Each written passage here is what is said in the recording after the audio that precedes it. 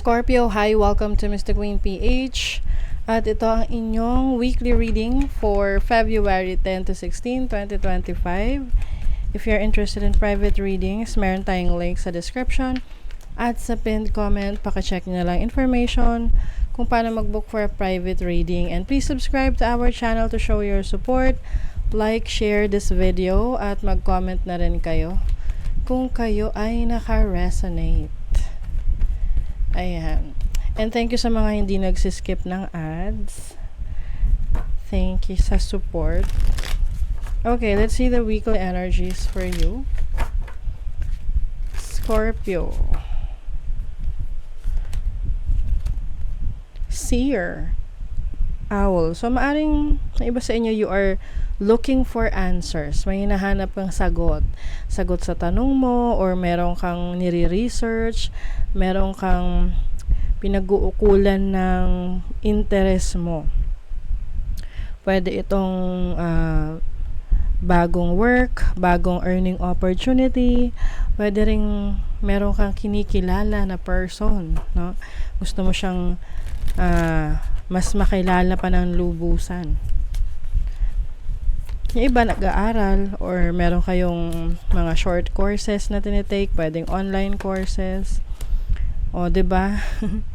Wisdom, acorn.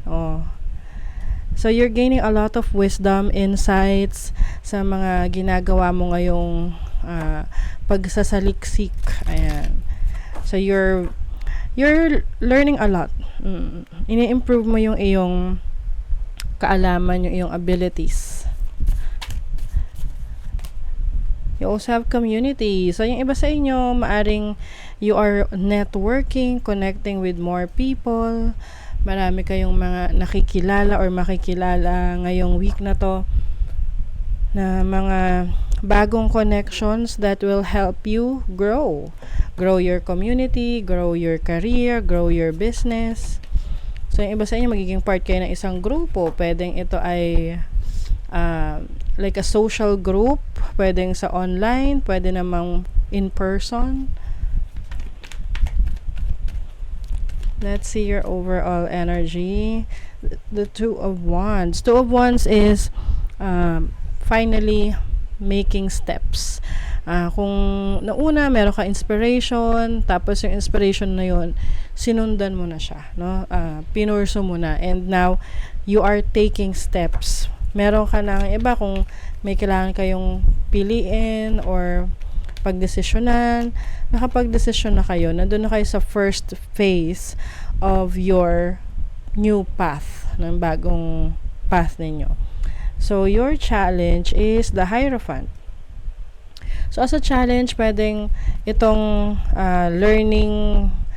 learning opportunities ninyo, pwedeng mahirap na i-handle, pwedeng mahirap pagsabayin sa iba nyo pang mga pinagkakaabalahan. Halimbawa, nag-aaral ka, tapos at the same time, nagtatrabaho ka rin, or nag-aaral ka, tapos inaalagaan mo yung mga anak mo, or may iba ka pang pinagkakaabalahan. Some of you maaring magkaroon ng challenging situation sa isang high-ranking official, parang nakakataas sa'yo, no? Can be your boss or your teacher. Your opportunity, Ace of Swords.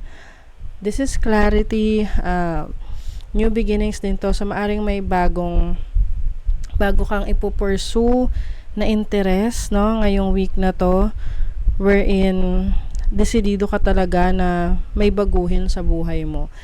You really want to explore your options. You really want to learn. More on learning sa inyo eh. And also, you have the opportunity to talk to someone kung meron kang kailangan kausapin na hindi mo masabay ang nararamdaman mo, mga gusto mong sabihin sa taong to. So, ngayong week na to, masasabi mo na. Or maaring merong person na gusto makipag-usap sa'yo, and finally, makikipag-usap na, mag-open up na sa'yo. So, maaaring magkakaroon na kayo ng pagkakaintindihan.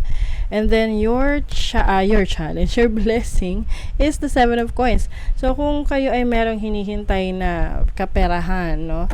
anumang saan man to galing, no? Pwedeng nagpaparenta kayo tapos na-delay yung pagbabayad ng nag-uupa sa inyo. So ngayon matatanggap nyo na yan. Iba naman, may hinihintay kayong pera na parating, na-delay, na padala, ng kamag-anak nyo, mahal nyo sa buhay. So parating na yan. Okay? Kung ano man tong mga in-effortan nyo, trinabaho ninyo, makukuha nyo na yung rewards, yung resulta. You just have to be patient, no, in waiting kasi may mga bagay na hindi kailangan madaliin. Mas okay na wag ka na magpaka-stress sa paghihintay. Kumbaga anuhin mo lang. Just let it be kasi darating rin naman yun. You have Venus in the 5th house. So, yung iba sa inyo, maaring meron kayong makikilalang, if you are single, makikilalang potential romantic partner. Oo. Ngayong week na to. Or, you will, magkakaroon ka ng mas malalim na connection sa isang tao na recently mo lang nakilala, or yung tipong hindi mo pa siya ganun kakilala, tapos you will spend some time with this person, and then eventually ma-realize mo na maganda pala tong kausap, maayos pala siyang kausap, ganun. Some of you naman, yung creativity ninyo, pwede nyo pagkakitaan, yung pagiging creative nyo. Maraming paraan para kumita ng pera dahil sa creative talents ninyo, so you just have to explore that.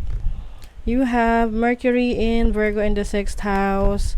So, maaring meron kang kailangan pag-ingatan sa mga bagay na bibitawan mong salita, no?